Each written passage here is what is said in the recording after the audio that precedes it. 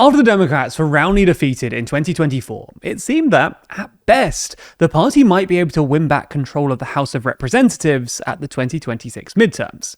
Retaking the Senate looked like a near impossibility, even in a blue wave, not least because the range of seats up for grabs in November heavily favours the Republicans. However, Democrats now have a spark of optimism that they could pull off a long-shot Senate victory. In fact, prediction markets now see a Democratic sweep as nearly as likely as a Republican Senate and Democratic House. So in this video, we're going to explain the battle for the Senate and where the Democrats need to win if they're going to take back control of the chamber.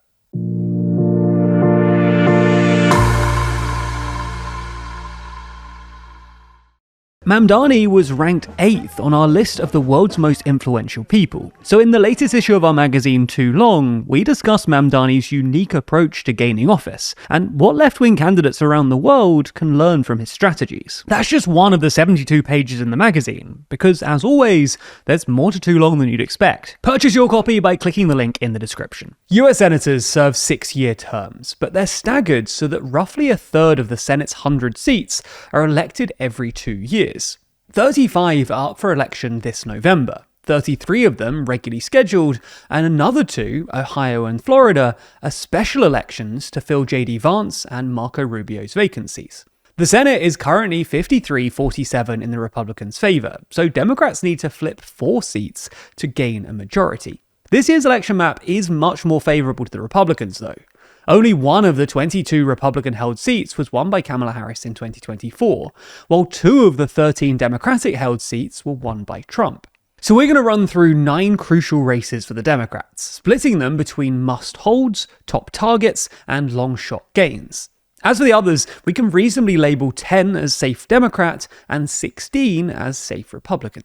There are 3 must-holds for the Democrats: Georgia, Michigan, and New Hampshire. Georgia has become increasingly purple, swinging back and forth over recent election cycles. So Democratic Senator Jon Ossoff is seeking re-election in a state that Trump won by over 2 points in 2024. Ossoff, though, is in a strong position. He's emerged as something of a Democratic superstar and is by far and away this cycle's biggest fundraiser. He also has the benefit of being able to focus on his re-election, while his potential Republican opponents battle among themselves in their party's May primary, which President Trump has so far declined to make an endorsement in. Nonetheless, Georgia is listed as a toss-up by the Cook Political Report. Another must-hold and toss-up is Michigan, an open race due to the retirement of Democratic Senator Gary Peters. Here, the Democrats face blue-on-blue infighting in a potentially contentious 3-way primary, pitting the more establishment wing of the party, in the form of Representative Haley Stevens, against its more progressive wing in public health official Abdul Al-Sayed, and somewhere in between them is State Senator Mallory McMorrow. And whoever emerges victorious from the August primary will probably face a tough challenge from Republican former Representative Mike Rogers. The final and likely easiest must-hold is the swing state of New Hampshire, which is also an open seat. But even if the Democrats do hold on to these 3 seats, they still need to find at least 4 pickups. And the top 2 pickup targets are Maine and North Carolina. In North Carolina, with Republican Senator Thom Tillis retiring, Democrats fancy their chances of flipping the seat, because the party has managed to persuade popular former Governor Roy Cooper to run.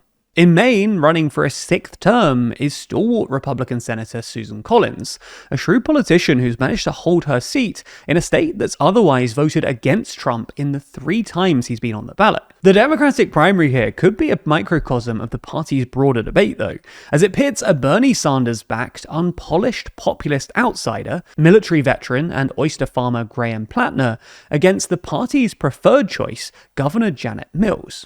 And polls for either candidate suggest that it could be a very tight race against Collins in November. If we assume that the Democrats flip these 2 top targets, then they're still in need of 2 further pickups.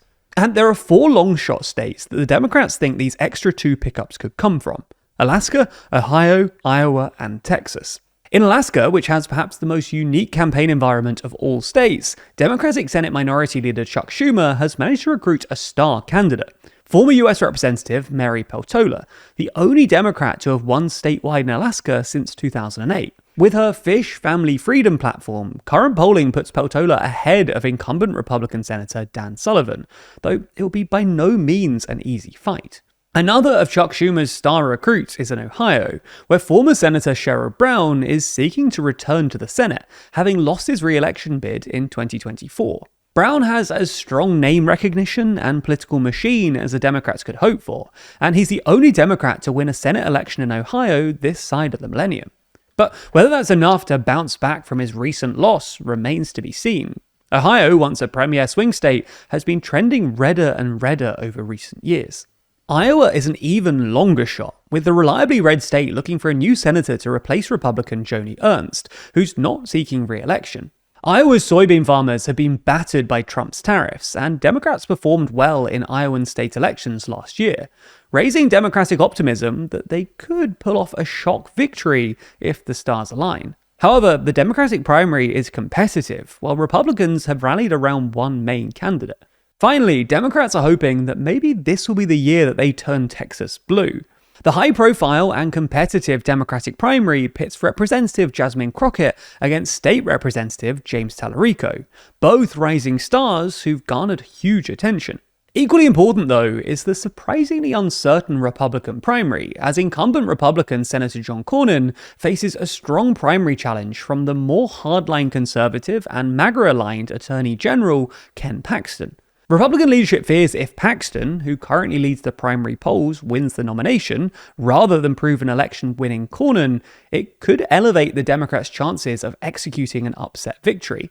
If Trump were to endorse Paxton, he's so far declined to endorse any of the three main candidates, then it could end up echoing 2022, when the Senate lost winnable Senate races in Pennsylvania and Georgia, at least in part because Trump backed electorally weaker candidates like Mehmet Oz and Herschel Walker. Of these four harder gains, Democrats would need to win two in order to win a slim Senate majority, assuming that they win their must-holds and top targets too. So there is a path, but it's a very narrow one, and relies on a lot of things going right for the Democrats in at least 7 different states. That being said, Democrats are markedly more optimistic about their chances than they were a year or so ago.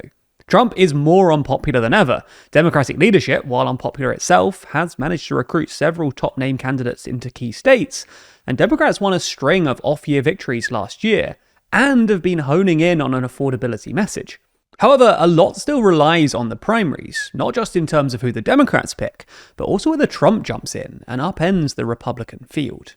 As we mentioned earlier, the latest issue of our magazine, Too Long, is out very soon, and if you subscribe using code SPRING26, then you can get your first copy for as little as $4.99, as well as 20% off every future copy, as long as you stay subscribed. This latest issue features our ranking of the world's 25 most influential people, using ratings from you, our audience, as well as our journalists. Inside, we reveal not only the full ranking, but also the stories of a number of people who made the list, from the return of Donald Trump and the calculated moves of Xi Jinping, to the AI frontiers of Sam Altman. We also look at the new entries, New York's first Muslim mayor Zohran Mamdani, the radical shift of Pope Leo XIV, and bastion of technocracy Mark Carney, as well as the shadows that still linger, like Jeffrey Epstein.